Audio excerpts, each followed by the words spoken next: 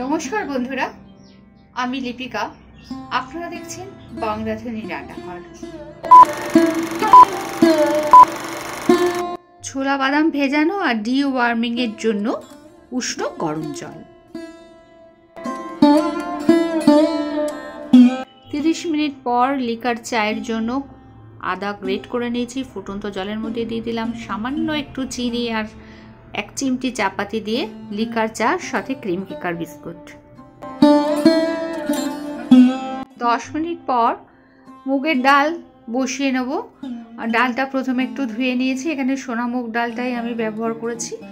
এই ডালটাকে ভালো করে 2-3 বার ধুয়ে নিয়ে এবার ওই জল গরম হয়ে গেছে, তার মধ্যে ডালটা দিয়ে সিম আছে ডালটাকে রেডি করে নেব। ডালটা ফুটে দেখুন গলেও গেছে।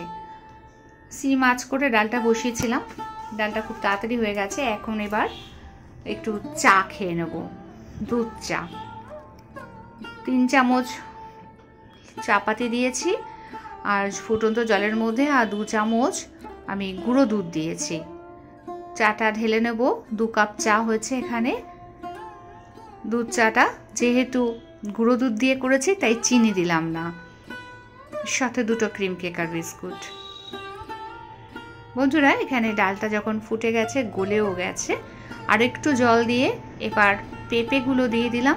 আগে থেকে কেটে নিয়েছিলাম, আর পেঁপেগুলো দিয়ে নুন দিয়ে ফুটতে দিলাম। পেঁপেটা যখন অর্ধেক সেদ্ধ হয়ে গেছে তখন এবার ঝিঙে দিয়ে দিলাম। বন্ধুরা, আমাদের তো এখন অসুখ চলছে, আমাদের পরিবারের একজন মারা গেছেন, আমার সেজ ভাসুর, তাই হলুদ ব্যবহার করা যাবে না, কোনো রকম তেল ব্যবহার করা যাবে না, সবই সেদ্ধ খেতে হয়।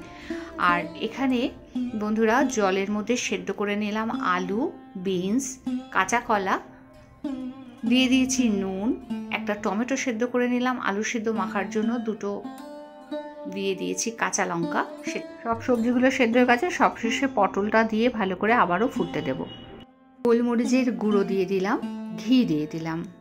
রান্নাঘরের সাথে সাথে আমার একটু গাছেরও শখ আছে। আগের দিন বোম্বাই লঙ্কার আচার করেছিলাম আর সেই লঙ্কার দানাগুলো ফেলে দিয়েছিলাম, কত সুন্দর গাছ বেরিয়েছে।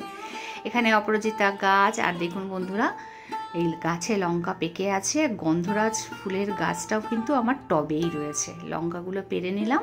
মেনু ভাত, আলু সেদ্ধ মাখা, টমেটো কাঁচা লঙ্কা দিয়ে, আর ঝিঙে আর পেঁপে দিয়ে ডাল, আর ওই 5 মিশালি সবজির তরকারি। 2 ঘন্টা পর কিছু ফল দিয়েছি, কলা, পেঁপে, আপেল, মুসাম্বি লেবু আর আঙুর, কিছু ড্রাই ফ্রুট।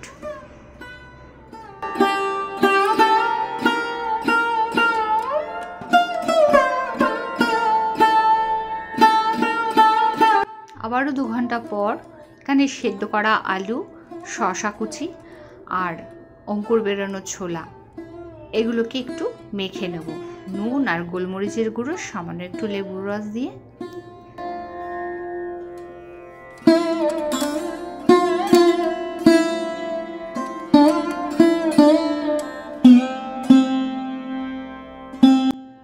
মিনিট পর আবারও সেই দুধ চা 1 কাপ, তার সাথে 2টো ক্রিম কেকার বিস্কুট।